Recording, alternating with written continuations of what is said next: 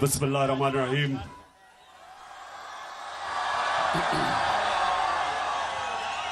इय्याका नअबुदु व इय्याका नस्तईन। मैं आज सरगोदा से जलसा करके जब काहूटा की तरफ निकला तो जब मुझे पता चला कि हम यहाँ रात के 10 बजे पहुंचेंगे तो मैंने अपनी गाड़ी वालों को कहा कि देखें, जो मैं काहूटा का जानता हूं, तो अगर हम यहाँ 10 बजे के बाद पहुंचेंगे लोग तो सोए हुए होंगे।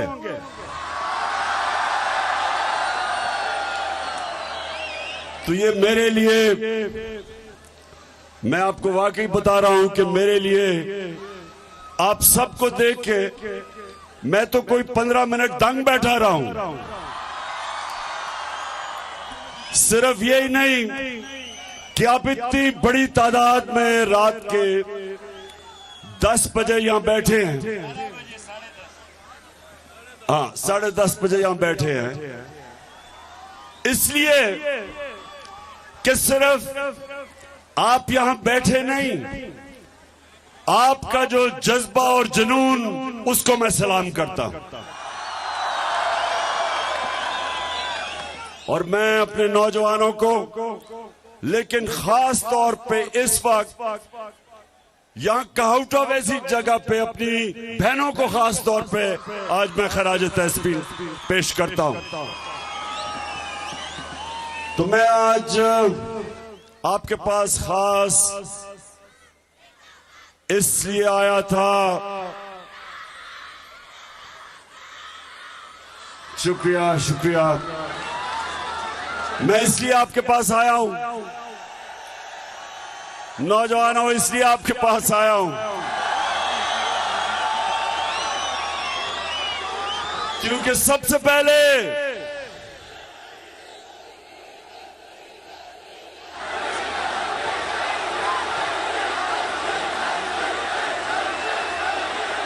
मैं वैसे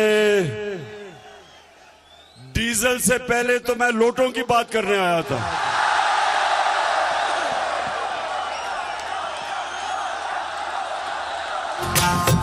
के खड़ा है अब इमरान, ठीक करेगा सब कप्तान, नया बनेगा बाकी। एक वक्त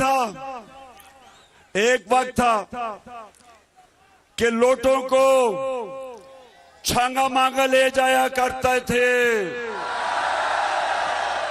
मरी ले जाया करते थे और किसी को पता भी नहीं चलता था, थोड़ी सी अखबार में खबर आती थी, लेकिन लोटों को ये नहीं पता कि जमाना बदल चुका है। ये जो आप सबने मोबाइल फोन पकड़ा हुआ है, इसने दुनिया बदल दी है। सब में पहले तो बड़े बड़े सियासी दानश्वर तबसरा किया करते थे सियासत के ऊपर, लोटों के ऊपर। अब छोटे छोटे बच्चे टेलीफोन पकड़ के तबसरा करते हैं। तो लोटो सुन लो, जमाना बदल गया है। तुम जिधर पब्लिक के अंदर जाओगे 3 आवाजें सुनोगे, 3 नारे। सबसे पहला लोटा, दूसरा नारा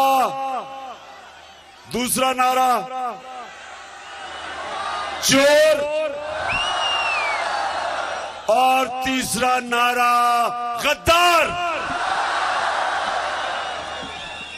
देखिए, अब मेरे नौजवानों जरा सुने मेरी बात। देखें, मैं पाकिस्तान के साथ बड़ा हुआ हूं। मेरे माँ बाप एक गुलाम हिंदुस्तान में पैदा हुए थे। गुलामी का दौर था, अंग्रेज की गुलामी थी।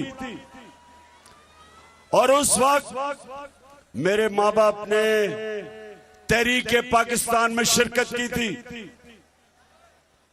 इसी तरह जिस तरह आज मेरी बहनें निकली हुई हैं, मेरी वालदा ऐसे निकली थी और मेरे वालिद वो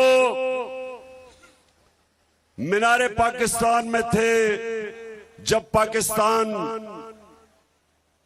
की रेजोल्यूशन हुई 1940 में 23 मार्च।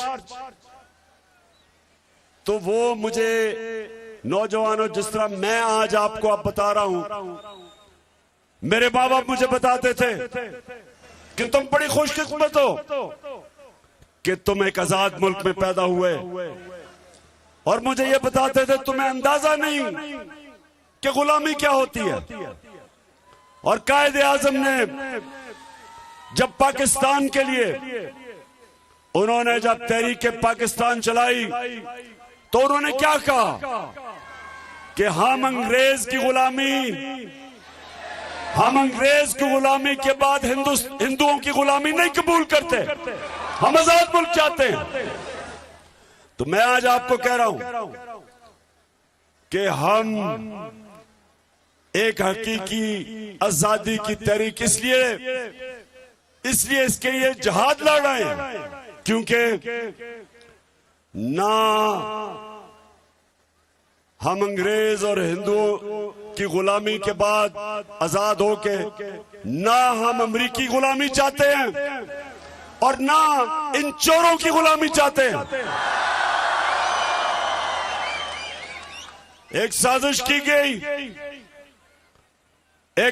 की गई क्योंकि अमेरिका को पसंद नहीं आया एक ऐसा प्राइम मिनिस्टर जो एक आजाद फॉरेन पॉलिसी लेके आया, जिसका मकसद क्या था? किसी से जंग नहीं थी।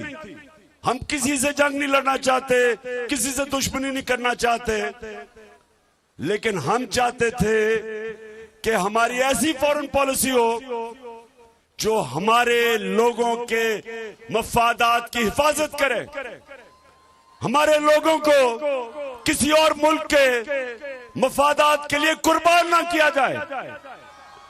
जिस तरह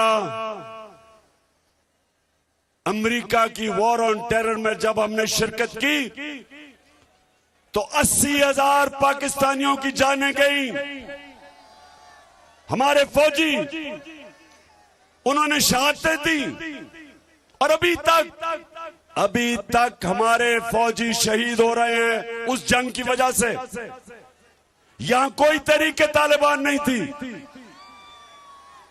यहां कोई खुदकुश हमले नहीं थे। ये जब हमने अमेरिका की जंग में शिरकत की और हमारा जो उस वक्त का सरबराह था उसमें इतनी दिलेरी नहीं थी कि अमेरिका को कहता कि ये हमारी जंग नहीं है, हम इसमें नहीं शामिल होते। एक धमकी दी उन्होंने और उसने अमेरिका की जंग में शामिल हो गया और हमारे लोगों ने कुर्बानियां दी, हमारी फौज ने कुर्बानियां दी, हमारे कबायली इलाके के लोग 35 लाख लोगों ने नकल मकानी की। ये सारी कीमत हमने इसलिए उठाई कि हमारे सरबराह के पास जुर्रत नहीं थी कि एक आजाद फॉरेन पॉलिसी, मतलब ये कि हम वो फॉरेन पॉलिसी बनाएं जो हमारे लोगों को फायदा पहुंचाए। तो जब मैंने उन्हें कहा दो चीजें कि हम आप अमेरिका आपके साथ अमन में शामिल है आपके साथ, लेकिन हम किसी भी जंग में आपके साथ शिरकत नहीं करेंगे, हम आपको बेसिस नहीं देंगे पाकिस्तान में। हमने फैसला जब किया रूस का जाने का, हमारा मकसद रूस सिर्फ यह था कि मेरे लोगों का फायदा हो, हम वहां से सस्ता तेल खरीदें जो हिंदुस्तान खरीद रहा है, ताकि जो लोग इस वक्त महंगाई में पिस रहे हैं, इस वक्त जब से ये इंपोर्टेड हुकूमत आई तो हमारा 100 रुपया लीटर पेट्रोल बढ़ा है, और फजल रहमान उससे भी ज्यादा 125 रुपया बढ़ा है। बिजली 16 रुपए यूनिट से बिजली गई 36 रुपए यूनिट। 45% गैस बढ़ी, 45% गैस बढ़ गई। सारी चीजें, आटा, सारी चीजें महंगी, घी महंगा, आटा सब कुछ महंगा। हम ये चाह रहे थे कि हम रूस से सस्ता तेल लें जो हिंदुस्तान ले रहा है। जब हम अपनी कीमतें बढ़ा रहे थे, हिंदुस्तान 25 रुपए लीटर अपने तेल और डीजल की कीमत कम कर रहा था। उन्होंने अमेरिका के इत्तेहादी होते हुए उन्होंने अपने लोगों के लिए, अपने लोगों को कुर्बान नहीं किया अमेरिका के लिए। हम भी ये चाहते थे, किसी से लड़ाई नहीं, किसी से लड़ाई नहीं, लेकिन फॉरेन पॉलिसी मेरी अवाम के लिए बने। तो इसलिए साजिश की गई, यहां के मुकामी मीर जाफर और मीर सादक मिल गए, हमारी हुकूमत गिराई, लोटे खरीदे गए,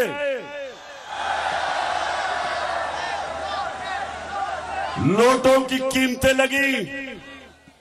और ये सुन लो नौजवानों, ये मेरी बात सुनना। आज मैंने पहले भी ये कहा, मैं अब भी कहता हूं कि मैं जब इस दुनिया से जाऊं और अपने अल्लाह से के सामने, रब के सामने खड़ा हूं, एक चीज मैं चाहता हूं कि जब मैं यहां से जाऊं, मेरे नौजवानों को ला इलाहा इल्लल्लाह का मतलब समझ आ जाए कि अल्लाह के सिवा हम किसी के सामने नहीं झुकते। हमारा जो सबसे दुनिया का अजीम लीडर, ना कभी ऐसा आया ना आ सकता है, मेरे नबी मोहम्मद मुस्तफा नबी सल्लल्लाहु अलैहि वसल्लम, वो भी जब मदीना में उनकी रियासत थी, 2 सुपर पावर थे, 2 अजीम ताकतें थी, रोम एक तरफ, पर्शियन एम्पायर दूसरी तरफ। लेकिन मेरे नबी सल्लल्लाहु अलैहि वसल्लम ने ना उनसे कोई इमदाद मांगी, ना कर्जे मांगे, उन्होंने सिर्फ पैगाम दिया। तब थोड़े से मुसलमान थे, उन्होंने पैगाम दिया कि मैं अल्लाह का सच का पैगाम लेके आया हूं, अगर तुम मानोगे तुम्हारी बेहतरी है। हमें खुददारी उन्होंने सिखाई। मेरे नबी सल्लल्लाहु अलैहि वसल्लम ने हमें बताया कि मुसलमान के ज़मीर की कोई कीमत नहीं होती। ज़मीर की कीमत जो लगाता है वो शिर्क करता है, क्योंकि अल्लाह लोगों के दिलों में बसता है। जिस वक्त आप अपने आप को बेचते हैं, आप पैसे के बुत की पूजा करते हैं, आप शिर्क करते हैं। आप खौफ के बुत की पूजा करते हैं, खौफ की वजह से फैसले करते हैं, डरते हैं लोगों से। कमजोरी है ईमान की। कुरान की आयत है कि जो लोग ईमान ले आए अल्लाह उनके खौफ दूर कर देता है। इसलिए मदीना में जब मेरे नबी ने वहां कौम खड़ी की तो दुनिया के ऊपर छा गई। आजाद लोग थे, ला इलाहा इल्लल्लाह ने आजाद कर दिया। उन्होंने इकबाल के शाहीन बन गए, परवाज ऊपर चली गई, दुनिया की इमामत की। दोनों सुपर पावर्स देखते देखते घुटने टेक गए उनके सामने। ये है ताकत ला इलाहा इल्लल्लाह की। इसलिए मैं अपनी कौम को ये आज समझाना चाहता हूं कि हम उधर फैसला कुन वक्त पे खड़े हो गए हैं। अगर ये चोर जो मुल्क के 30 साल से ये मुल्क की चोरी कर रहे, डाके मार रहे, चोरी करके पैसा बाहर लेके जा रहे थे, अगर ये हमारे ऊपर मुसल्लत रहे तो याद रखें इस मुल्क की परवाज नहीं ऊपर जा सकती। परवाज सिर्फ आजाद कौमों के ऊपर जाती है। सिर्फ एक आजाद इंसान ही ऊपर परवाज कर सकता है और इकबाल का शाहीन बन सकता है, जिसकी जंजीरें, जो उसको जंजीरें जमीन पे रखती हैं, उसमें पैसे का बुत, उसमें खौफ का बुत, उसमें मैं का बुत, ये लोगों को एक बड़े इंसान को छोटा इंसान बना देती है। इसलिए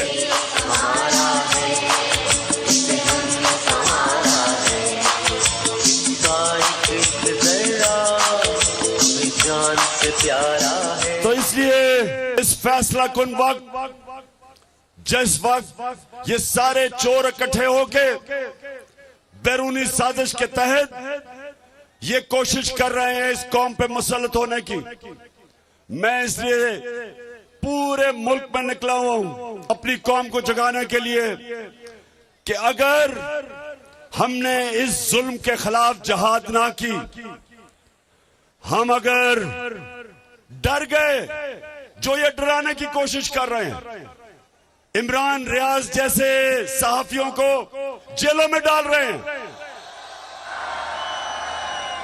खौफ पिला रहे हैं, एयाज अमीर जैसा दानिश्वर, उसको इन्होंने जलील किया, मारा, डराने के लिए बाकी सहाफियों को FIR काट रहे हैं, डरा रहे हैं कि चुप कर जाएं और इनको कबूल कर जाएं।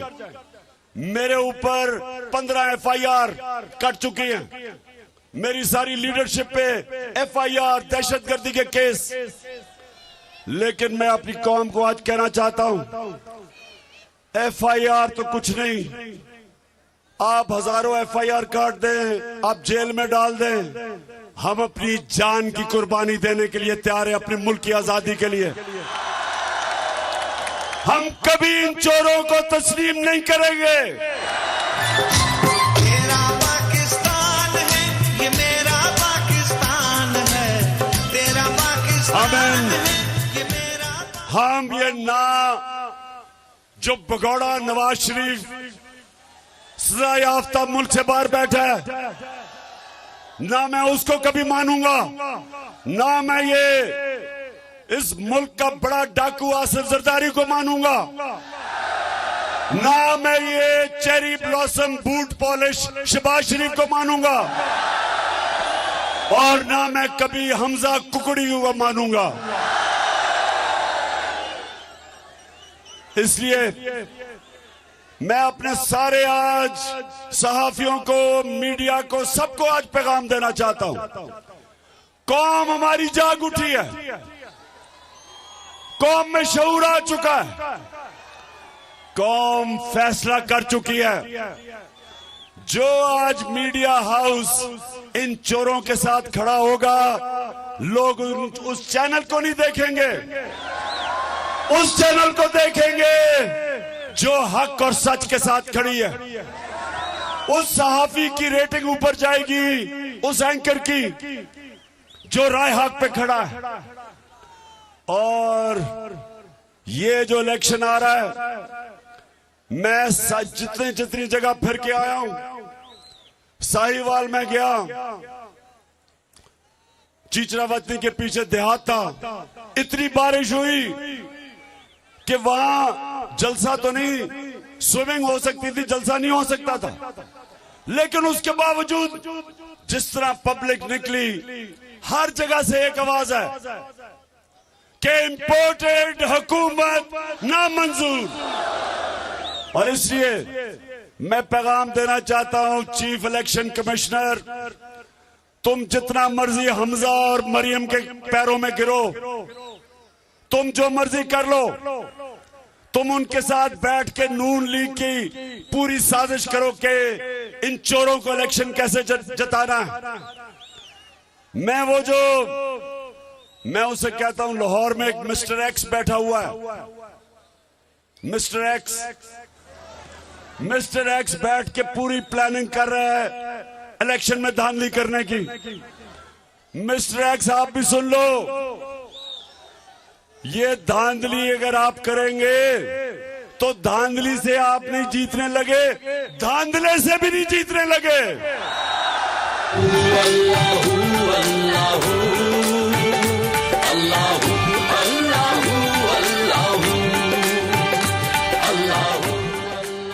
तो मैं पाकिस्तानियों जरा सुनो, एक मैं आपको बात बताऊं, क्रिकेट, टेस्ट क्रिकेट की 200 साल तारीख है।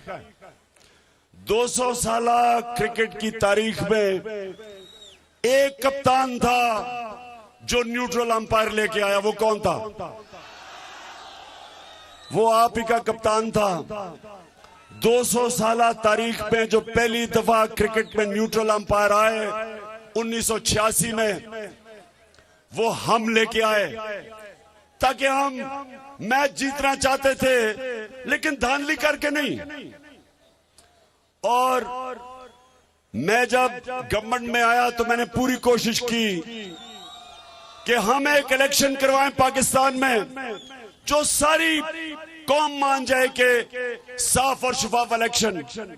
तो मैंने पूरी कोशिश की ईवीएम इलेक्ट्रॉनिक वोटिंग मशीन्स को लाने के लिए। अब जरा गौर से सुने, इलेक्ट्रॉनिक वोटिंग मशीन क्या होती है? जैसे ही इलेक्शन खत्म होता है बटन दबाओ, रिजल्ट आ जाता है।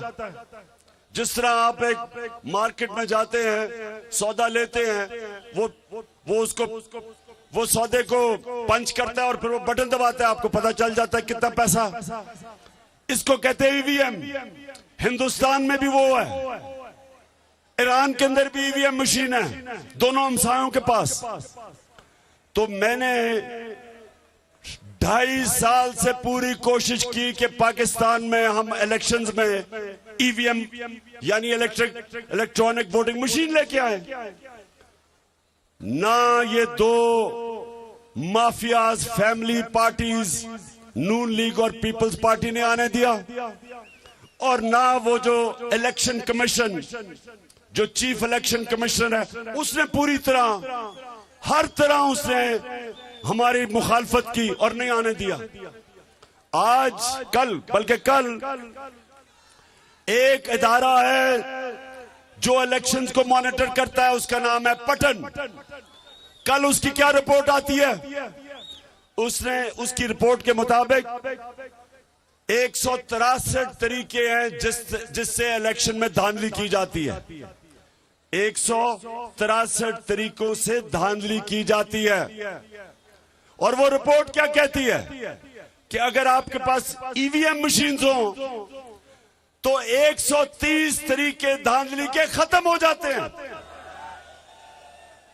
इन्होंने जान के वो ईवीएम मशीन्स नहीं आने दी, क्योंकि ये दोनों ये पॉलिटिकल पार्टीज दी माफियाज हैं। ये जीतते ही हैं धांधली करके। इन्होंने जाली वोट्स, इन्होंने इलेक्शन कमीशन को साथ मिलाया, प्रिजाइडिंग ऑफिसर्स को, रिटर्निंग ऑफिसर्स को पैसे चला के ये धांधली करके जीतते हैं। और फिर पीछे बैठे होते हैं जो रिजल्ट देख रहे होते हैं, और वो चाहते हैं कि वो भी जब चाहें तो फैसला करवा दें किस तरफ गेम जा रही है। इन सब ने मिलके ईवीएम मशीन नहीं आने दी। तो मैं आज कर्नल साहब, कर्नल शबीर, आपको आज पैगाम देना चाहता हूं कि पोलिंग डे पे आपने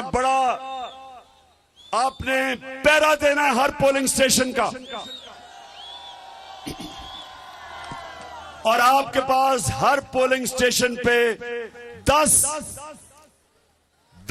बाशऊर और दिलेर नौजवान चाहिए जो कि पोलिंग स्टेशन का पहला दे।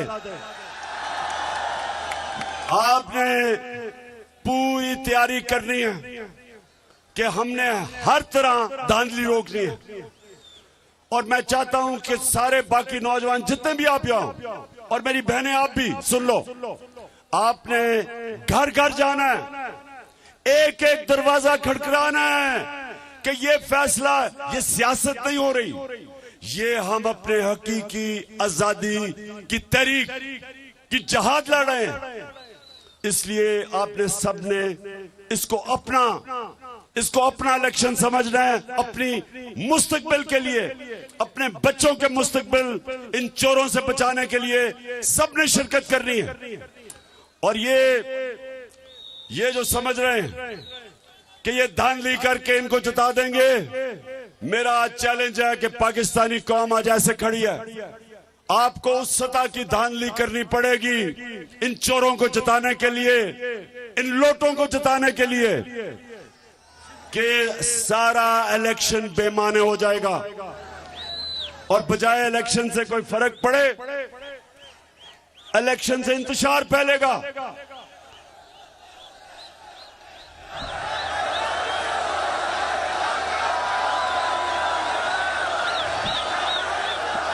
और इंशाअल्लाह मेरी कौम जिस मर्जी रंग के हो, वो जिस मर्जी साइज के हो, मेरी कौम लोटों को नहीं जीतने देगी इंशाअल्लाह।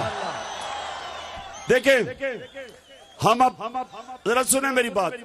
मैं अब आपको बताता हूं कि हमारा तो मुल्क इस्लाम के नाम पे बना था।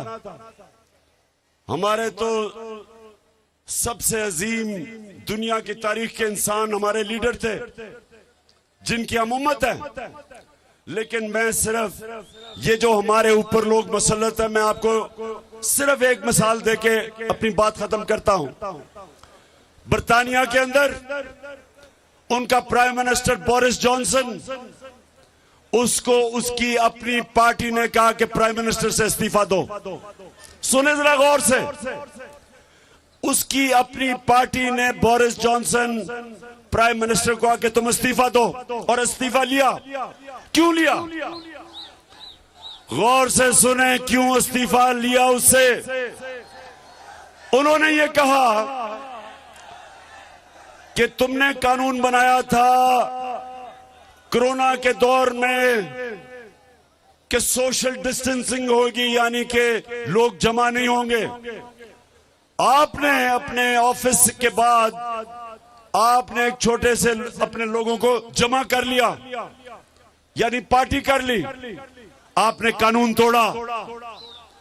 सुने जरा, ये इस तरह कौमें ऊपर जाती हैं, इसलिए वो हमारे से आगे निकल चुके हैं। उन्होंने अपने प्राइम मिनिस्टर को, उसकी अपनी पार्टी ने कहा कि हम तुम्हें इसलिए कि तुमने जो कानून बनाया था उस कानून की तुमने खिलाफ वर्जी की। सारे कानून के सामने एक बराबर हैं, कानून की बालादस्ती है, इसलिए तुमने कानून तोड़ा। उधर से इन्वेस्टिगेशन शुरू हुई, उसकी वजह से रिजाइन किया। अब यहां देखें, नवाज शरीफ को ये कहते हैं लीडर है। पैनमा के, सुने जरा सुने, ये मैं नून लीग की बात कर रहा हूं, नून लीग का सुने। नवाज शरीफ एक इंटरनेशनल इंकशाफ में ये और उसकी बेटी पकड़े गए। इन्होंने छुपाए हुए थे लंदन में बड़े बड़े महलात, वो पैनामा पेपर्स में सामने आ गए। सबको पता चल गया। लोगों ने इनसे जवाब मांगे, अदालत ने जवाब मांगे, जीआईटी ने जवाब मांगे। अब जवाब ये क्या दें? चोरी के पैसे से इन्होंने खरीदे थे। कभी कतरी खात आ जाए, कभी वो कैलिबरी फॉन्ट आ जाए, झूठ पे झूठ पकड़े जाएं, क्योंकि असल सच तो था चोरी के पैसे से। यहां से पैसा चोरी करके बाहर इन्होंने फ्लैट लिया। दूसरी तरफ cherry blossom, boot polish, Shehbaz Sharif, इसके और इसके बेटे के, इनके और इसके दो बेटों, इनके ऊपर एफआई का क्या केस है? 16 अरब रुपए, 1600 करोड़ रुपए इनके नौकरों के नाम, जिनकी 15,000 तनख्वाह थी, उसके पास 4.25 अरब रुपया आ गया, 370 करोड़ रुपया आ गया नौकरों के नाम। 16 अरब रुपया पकड़े गए। फिर कोई पापड़ वाले के नाम इन्होंने बाहर से पैसे मंगवाए, वो भी जाली, वहां भी पकड़ा गया। 24 अरब रुपए के ये पकड़े गए, केस नैब में और एफआईए में। इनकी सारी पार्टी को पता कि ये 2 नंबर पैसा था। नून लीग को पता है कि नवाज शरीफ भी करप्ट है, शहबाज शरीफ और बेटे भी करप्ट है। उधर पीपल्स पार्टी को पता है कि असद जरदारी चोर है, उसका दुनिया में नाम उसको 10% कहते हैं। उसके ऊपर किताबें लिखी गई हैं, बाहर अखबारों में उसकी चोरी का ऊपर आया। नवाज शरीफ के ऊपर बाहर किताबों में इसका जिक्र, चोरी का, फिल्में बनी है। लेकिन अभी तक इनकी पार्टी में किसी की जरूरत नहीं हुई कि कहें जनाब आप करप्ट आदमी, आप जवाब दे नहीं सकते, आप रिजाइन करें। ये है फर्क, ये है फर्क। एक इखलाकी म्यार में 2 कौमों के अंदर इन चोरों ने हमारी इखलाकियात तबाह कर दी है। और जिस कौम की इखलाकियात तबाह होती है, मौलाना रूमी ने उनके मुतल्लिक कहा कि कौम किसी ने पूछा कौम कैसे मरती है? मौलाना रूमी ने कहा जब वो अच्छे और बुरे की तमीज खत्म करती है कौम मर जाती है। जब एक कौम जो अल्लाह का फरमान है अमर बिल मारूफ, अच्छाई के साथ नहीं खड़ी होती, बुराई के खिलाफ नहीं खड़ी होती, कौम तबाही की तरफ चली जाती है। अल्लाह ने कहा कि तुम्हें हुक्म दिया सबको कि तुम्हें सबने अच्छाई के और राय हक पे खड़ा होना है और बुराई के खिलाफ जहाद करनी है। अल्लाह ने किसी को इजाजत नहीं दी न्यूट्रल रहने की। अल्लाह का फरमान है कि राय हक पे चलो, उसका हुक्म है। हमारा पाकिस्तान जो हम एक अजीम, जो वो पाकिस्तान कायदे आजम का और अल्लामा इकबाल का, उस पाकिस्तान के लिए हम सब ने मिलकर जद्दोजहद करनी है। और ये जो लोग, ये जो सारे चोरों का टोला इकट्ठा है और अमेरिका साजिश पे हमारे ऊपर मुसल्लत किया, सारी कौम को मैं आज कह रहा हूं कि हमने इनका मुकाबला करना है, इनके खिलाफ जहाद लड़नी है। और हमने जितनी मर्जी ये कोशिश करे हमें डराने की, धमकाने की, खौफ फैलाने की, दहशत फैलाने की, हम अपने नबी सल्लल्लाहु अलैहि वसल्लम की उम्मत और ला इलाहा इल्लल्लाह हमारा कलमा है, सिवाय अल्लाह के हम किसी के सामने नहीं झुकते। और जब तक हम जिंदा हैं हम तुम्हारा मुकाबला करेंगे और अगले इतवार तुम्हें शिकस्त देंगे। और शिकस्त देके, तुम्हें शिकस्त देके इस मुल्क में साफ और शफाफ इलेक्शन करवा के इंशाअल्लाह वो पाकिस्तान बनाएंगे जिसकी अभी हमें, जिस रास्ते पे हम निकले हुए हैं, जिसको हम नया पाकिस्तान कहते हैं, अल्लामा इकबाल का पाकिस्तान, कायदे आजम का पाकिस्तान।